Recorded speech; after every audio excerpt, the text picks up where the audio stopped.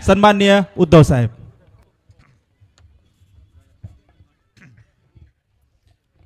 जमलेल्या माझ्या तमाम हिंदू बांधवांनो, भगिनींनो आणि मातांनो,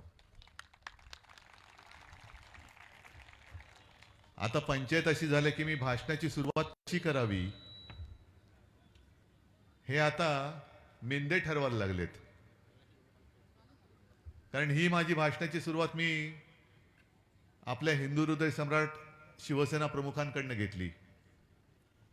आता काही वेळेला हा कुटुंब संवाद मेळावा आहे म्हणून मी जमलेल्या माझ्या कुटुंबातील बांधवांनो, भगिनींनो आणि मातांनो अशी करतो.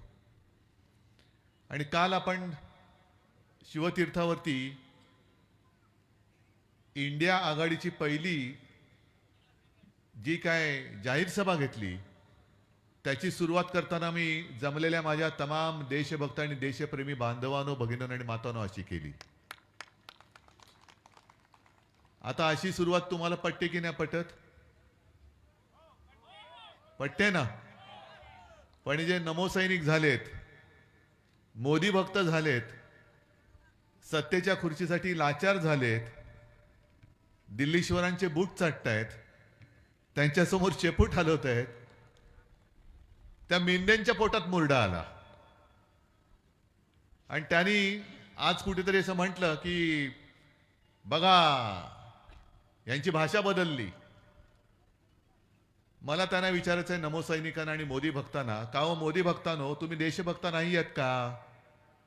आम्ही सगळे देशभक्त आहोत ना रे? जरा जोरात सांगा ना. हा, असं असलं पाहिजे. देशभक्ताचा आवाज कसा पाहिजे? जोरात पाहिजे.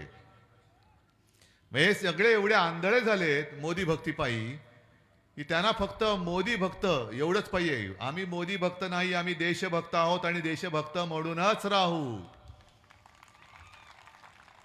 तुम्हाला जी काय चाटुगिरी करायची ती करा, त्याच्याशी आम्हाला देणं घेणं नाही. पण आमच्या देशभक्तीच्या आड याल तर तुम्हाला किती खोल गाडायचं ते आम्ही ठरवू. ठीक आहे, मोदींच्या कृपेने थोडे दिवस काय भोगायला मिळते ते भोगा.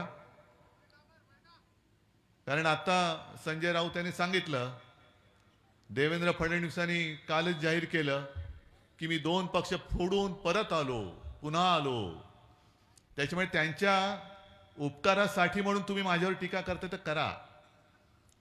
पण मिंदेना काय आणि इथल्या दोन्ही गद्दारांना मला विचारायचंय की तुम्हाला असं नेमकं काय होतं की जे मी दिलं नव्हतं? कोण होतात तुम्ही? काय होतात तुम्ही? एकाला आमदार केला, एकाला खासदार केला. बरं, इथे त्या हळद प्रक्रिया प्रकल्प पाहिजे म्हणून त्याला मी मंजुरी दिली.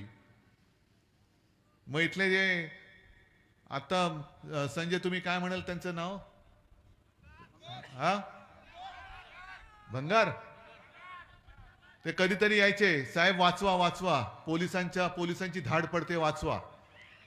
आता मला काय वाटायचं की आपलं शिवसैनिक आहे, कुठल्या तरी आंदोलनातली काहीतरी केस असेल, काहीतरी एक शौर्याचं काम केलं असेल आणि पोलिसांनी आपलं बाबा पोलिसांच्या लेखी काय कायदा मोडला म्हणजे गुन्हा, मी त्याला वाचवायचो.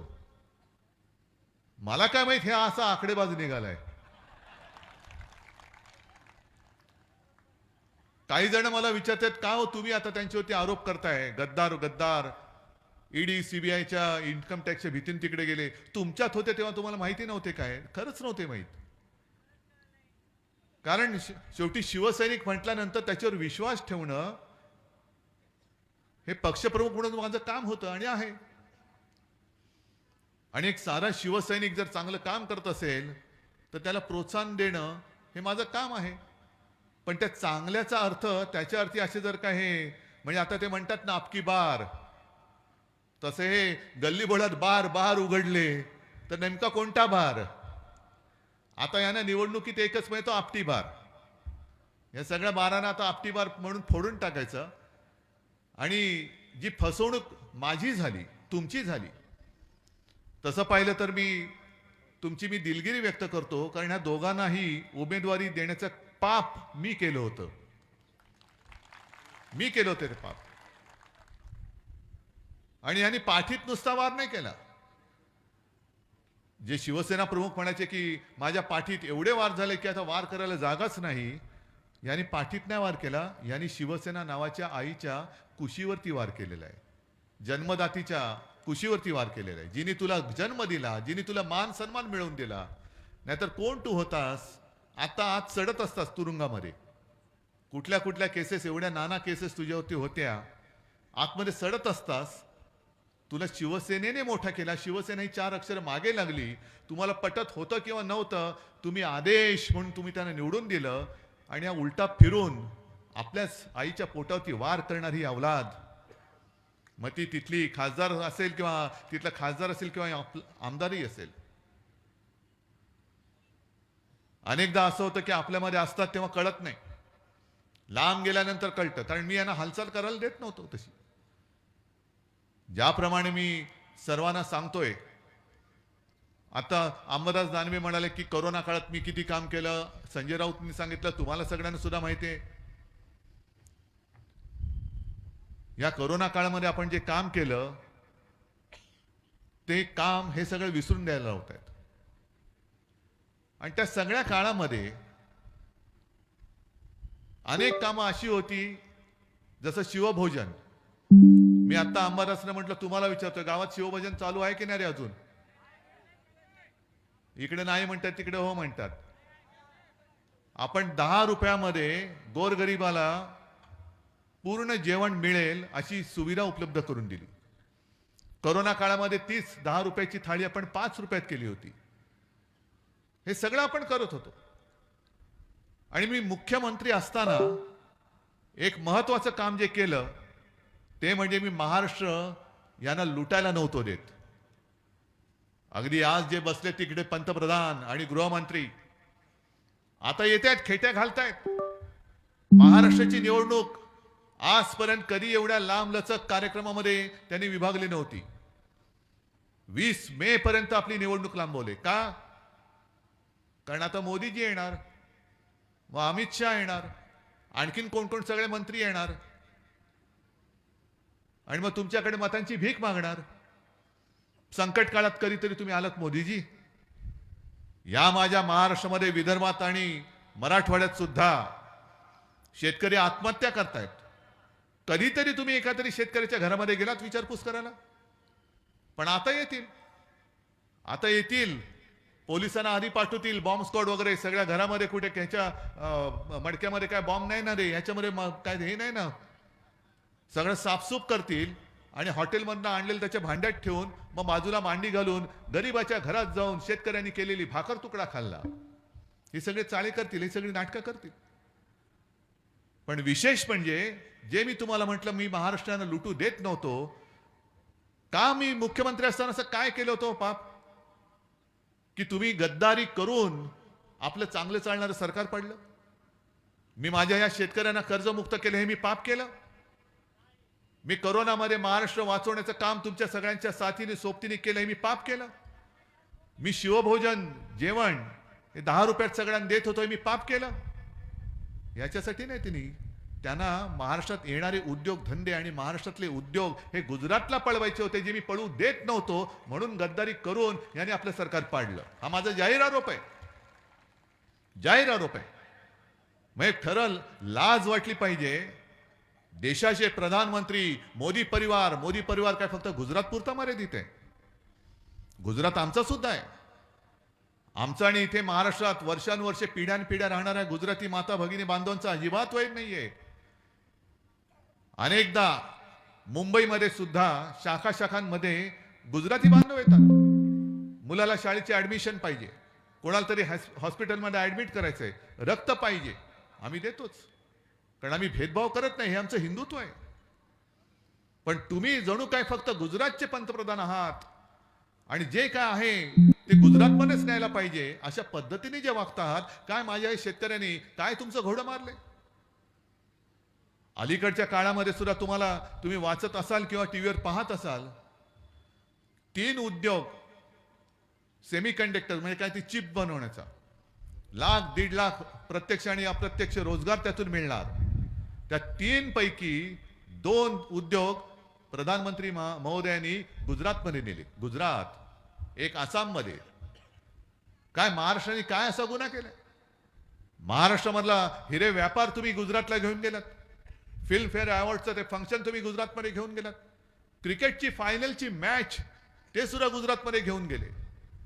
आता अनेक जण म्हणतात, माझा काय त्याच्यावरती विश्वास नाही, म्हणा तुमचा आहे काय कल्पना नाही, की ती मॅच जर का मुंबईत झाली असती तर आपण जिंकलो असतो असं काही जणांचं म्हणणं आहे बाबा.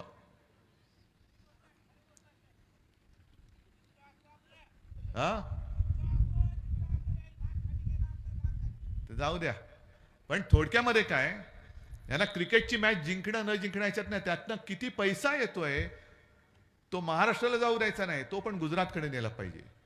का एवढं काही पोटशूळ तुम्हाला माझ्या महाराष्ट्रामध्ये, शिवछत्रपतींच्या महाराष्ट्राबद्दल एवढा पोटशूळ काय? शेतकऱ्यांच्या बाबतीत जे मी सांगतो, मी गेल्या आठवड्यामध्येच यवतमाळ वाशिमला गेलो होतो. तिथे प्रधानमंत्री आले होते आणि त्या प्रधानमंत्र्यांना भेटण्यासाठी तिथल्या एका गावातले दाबडी गावाचे शेतकरी प्रयत्न करत होते, नाही भेटू दिलं. दिल्लीला गेले होते शेतकरी दाबडी गावातले, नाही भेटू दिलं. का भेटू इच्छित होते तर 2014 साली त्या दाबडी गावात प्रधानमंत्री आले होते आणि त्यांनी चाय पे चर्चा, म्हणजे संजयजी तुम्ही सांगितलं त्या स्टेशनवरती चहा विकत असतील वगैरे कल्पना, हा संशोधनाचा विषय होईल. पण 14 साली त्यांनी तिथे चाय पे चर्चा केली होती आणि मी त्या दाबडी गावासाठी काय काय करीन, कापूस उत्पादक शेतकऱ्यांसाठी काय करीन, तुमच्यासाठी काय करीन, मोठमोठ्या थापा मारून गेले. 10 वर्ष होत आली, अजूनही कसला पत्ता नाहीये. आणि शेतकरी तिकडे जायला निघाले, नाही जायला दिलं. प्रधानमंत्री गावात त्या यवतमाळमध्ये येत होते, शेतकरी भेटू इच्छित होते, पोलिसांना सांगून त्यांना बाजूला कोंडून ठेवलं. हे असे पंतप्रधान अगदी कडेकोट बंदोबस्तात त्यांना आणि जाहीर सभेमध्ये भाई और बहनो मित्रो करणार आणि पुन्हा पुन्हा पुन्हा पुन्हा, म्हणजे त्यांच्याच शब्दात सांगायचं तर एकच प्रॉडक्ट किती वेळा तुम्ही पुन्हा पुन्हा नवीन लेबल लावून लॉन्च करणार आहात? म्हणजे माझ्या लहानपणी, आणि खरं आहे मी लहान होतो लहानपणी, तुम्ही पण असाल ना लहानपणी, लहान होतात की नाही? का 38 वर्षाचे होतात? मी लहानपणी 38 वर्षाचा होतो तसं नाही, मी लहानपणी खरंच लहान होतो. त्यावेळेला एक साबण यायचा हमाम, आठवतंय का कोणाला?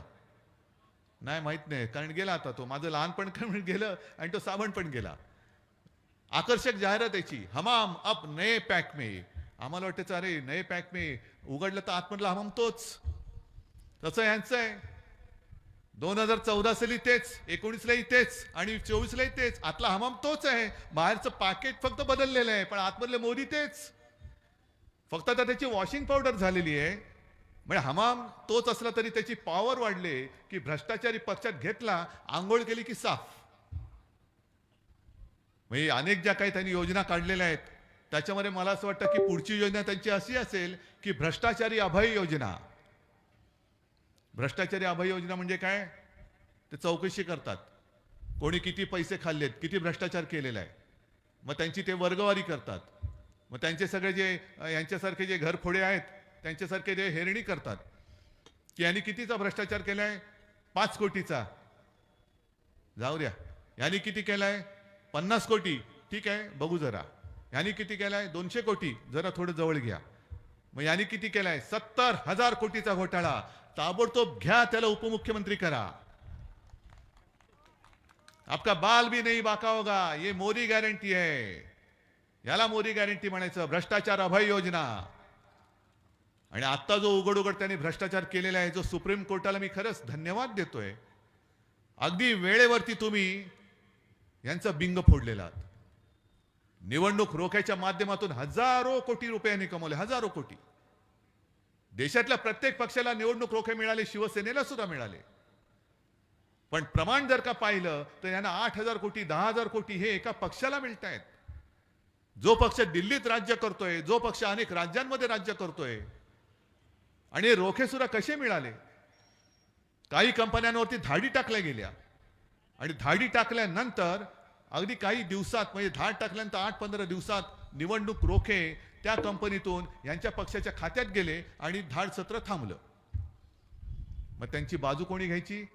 तर आपल्या अर्थमंत्री बाई निर्मला सीतारामन त्यांनी घेतली. हे म्हणे योगायोग असू शकेल, सरकारने कारवाई केली असेल तर तो सरकारचा अधिकार आहे आणि त्यांनी रोखे दिले असतील तर त्यांची इच्छा आहे. चांगली गोष्ट आहे, पटतं आम्हाला तुमचं. पण आम्हाला पुढचा एक प्रश्न आहे की सरकारने जी कारवाई केली होती धाड टाकण्याची, ती कारवाई ह्यांनी रोखे दिल्यानंतर थांबली का? चालू ठेवायला पाहिजे होती. कारण सरकारला जर वाटत असतील ते गुन्हेगार आहेत, त्यांनी काहीतरी गुन्हा केला म्हणून त्याच्यावर तुम्ही धाड टाकताय आणि त्यांनी रोखे दिल्यानंतर तुम्ही जर का ती धाड थांबवत असाल तर त्यांनी केलेल्या गुन्ह्याचे पैसे हे तुमच्या खात्यात आले म्हणून तुमच्यावरती सुद्धा गुन्हा दाखल का करायचा नाही? बरं, काही काही तर असे आहेत की ज्यांचा जो नफा आहे तो अगदी 100-150 कोटी असेल, पण त्यांनी रोखे दिलेत ते काही हजार कोटीचे दिलेले आहेत. काही कंपन्या अशा आहेत, अगदी महाराष्ट्रामध्ये सुद्धा आपलं सरकार पाडल्यानंतर जे काय माझ्या कानावर येते ती एक मेघा म्हणून काहीतरी कंपनी कन्स्ट्रक्शन, त्या कंपनीला सुद्धा बुलेट ट्रेन असेल आणखीन काय असेल काय काय कामं ही यादी घेऊन वाचली तर खरंच आपले डोळे पांढरे होतील की अनेक अशा कंपन्या आहेत की रोखे दिल्यानंतर त्यांना कामं मिळालेत किंवा दिल्यानंतर यांना रोखे मिळालेले आहेत. महाभ्रष्टाचार नाहीये. कोणत्या तोंडाने तुम्ही सांगता ना खाऊंगा ना खाने दूंगा? खाते तर भरपूर, स्वतः खाताय, पण आमच्यापैकी जरा जरी कोणी काही इकडचं तिकडे केलं तर त्याच्या मागे नसत्या खोट्या केसेस लावून भाजपात ये नाही तर तुरुंगात जा असे सांगतायत. हे संजय राऊतनं सुद्धा दडपण आणलं होतं, पण संजय राऊत तुम्हाला माहिती आहे कसं आहे? म्हणजे मला तर खात्री आहे की ईडीने सांगितलं असेल जा बाबा इकडे थांबू नकोस, तू जा, आमच्याकडे राहू नको, आम्हाला काहीतरी करशील. कारण कर नाही त्याला डर कशाला? हे आता काल राहुल गांधी शिवाजी पार्कच्या सभेत बोलले की त्यांच्यामधला एक मोठा नेता, तुम्हाला अंदाज आला असेल, ते त्याच्यामुळे सोनियाजींकडे जाऊन रडले की मी काय करू, मला आता तुरुंगात जायचं नाहीये. अरे पण पक्षाने एवढं सगळं तुला दिलं, काही काही जणांना मुख्यमंत्री केलं, उपमुख्यमंत्री झाले, मंत्रीपदं दिली, भरघोस सगळं केलं, कुटुंबाचं कोट कल्याण केलं. मग एवढं सगळं केल्यानंतर पक्षासाठी तू थोडी सुद्धा त्रास घ्यायची तुझी तयारी नाही? एक तर पहिला म्हणजे पाप का केलंस? आपले सुद्धा जे काही मिंदे पडून गेले, मी जे तुम्हाला सांगितलं की 70,000 कोटीचा घोटाळा केला तर उपमुख्यमंत्री पद, कारण 70,000 कोटीचा घोटाळ्याचा आरोप मी नव्हता केला, माझे उपमुख्यमंत्री म्हणून ते बसायचे. आरोप मोदीजी तुम्ही केलात, आरोप देवेंद्र फडणवीसजी तुम्ही केला होता. आणि तुम्ही सांगितलं होतं की तुमचं सरकार आल्यानंतर अजित दादा चक्की पिसिंग पिसिंग पिसिंग. मग आता हे काय तुमचं पिसिंगला शब्द दुसरं काय? आता एवढे जवळ बसतात, आरोप करणारे तुम्हीच. आरोप करायचं, कुटुंब उद्ध्वस्त करायचं, पक्ष फोडायचा आणि स्वतःच्या मांडीला मांडी लावून त्याच भ्रष्टाचारी माणसाच्या बरोबर लावून तुम्ही राज्य चालवायचं. हे काय जनतेला आता कळत नाही? एक तर स्वतः भ्रष्ट म्हणजे मी दुपारच्या सभेत बोललो की 2 पक्ष फोडून मी पुन्हा आलो. देवेंद्र फडणवीसजी, तुमचं नाव देशाच्या आणि राज्याच्या इतिहासात उत्तम घरफोड्या म्हणून झाल्याशिवाय राहणार नाही. उत्तम घरफोड्या. आणि म्हणून मी सगळ्यांना सांगतो की एकतर शुभ कार्यात त्यांना कधी बोलू नका, लग्नाला वगैरे तर अजिबात बोलू नका. कारण ही भाजपची अवलाद अशी आहे, येणार मस्त श्रीखंड बासुंदी होती, ताव मारतील, पुरणपोळ्या तूप वगैरे टाकून मस्त जेवतील, ढेकर वगैरे देतील आणि नवरा बायकोत भांडणं लावून दुसऱ्या पंक्तीत जेवायला जातील. ही यांची नालायकपणाची हद्द झालेली आहे. आज 10 वर्ष होत आली जी जी वचनं किंवा थापा. म्हणजे मी काल परवाच्या सभेत हे सुद्धा बोललो होतो की अमित शहा जे म्हणाले की यांची महाविकास आघाडी म्हणजे 3 पक्षाची आपली शिवसेना, काँग्रेस आणि राष्ट्रवादीची ही पंक्चर झालेली रिक्षा आहे.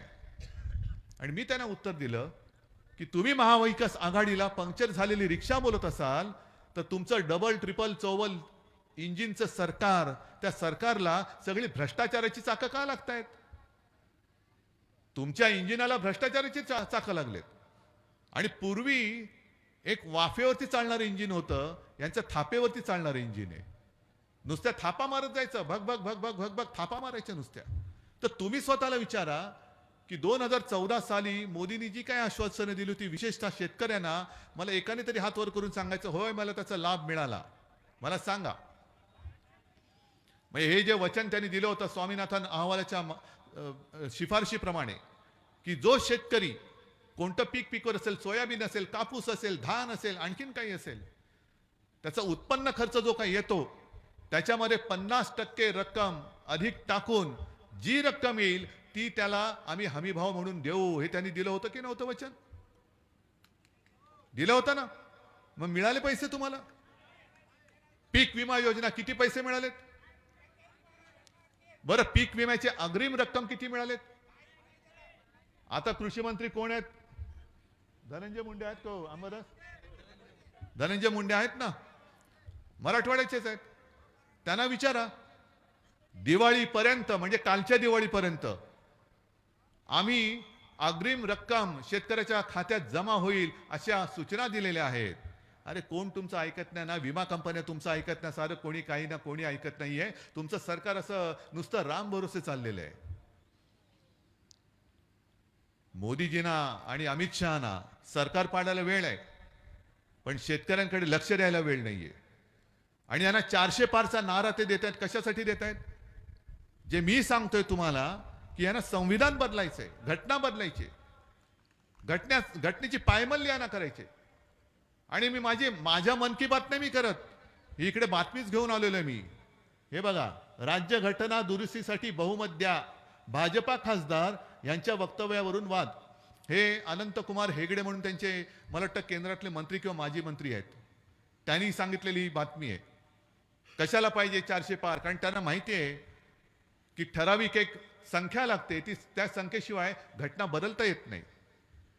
आणि काही कायदे जर का करायचे असतील तर त्याच्यासाठी समोर विरोधक असता कामा नये.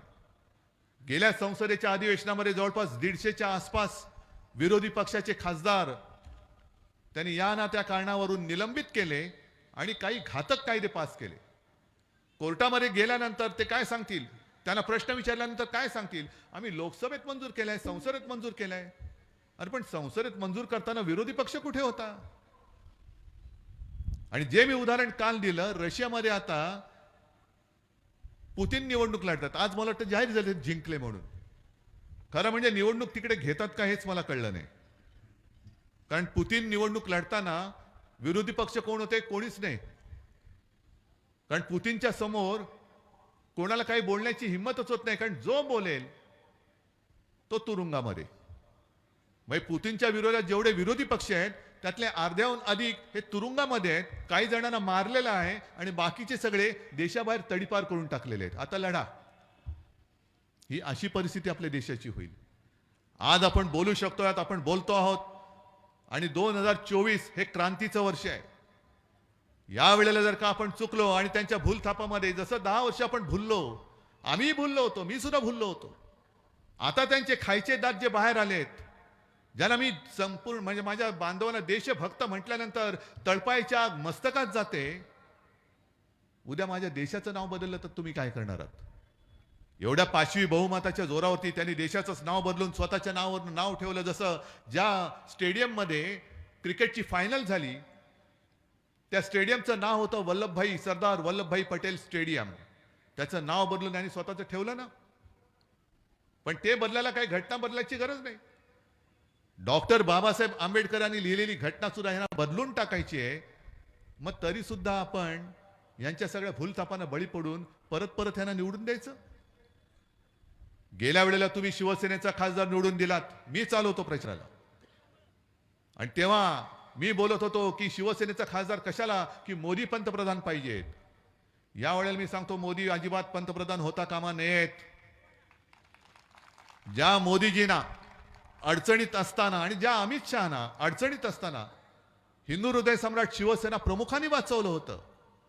मोदीजींचं नाव जेव्हा प्रधानमंत्री पदासाठी भारतीय जनता पक्षाच्या कार्यकारिणीमध्ये सुचवलं गेलं, तेव्हा भारतीय जनता पक्षाच्या व्यतिरिक्त मोदीजींना पाठिंबा देणारा जर पक्ष कोणता असेल तो शिवसेना. आपण त्याला पाठिंबा दिला. तर संजय राऊतना मी सांगितलं होतं आणि संजय राऊत तिकडे जाऊन त्यांना गुच्छ देऊन आले होते. म्हणजे एवढं जसे हे गद्दार ज्यांना शिवसेनेने आमदार केलं, खासदार केलं, तरी सुद्धा ते गद्दारी करतायत. आणि मोदीजी, अमित शहा, तुम्हाला सुद्धा असं आम्ही कोणतं पाप केलं होतं?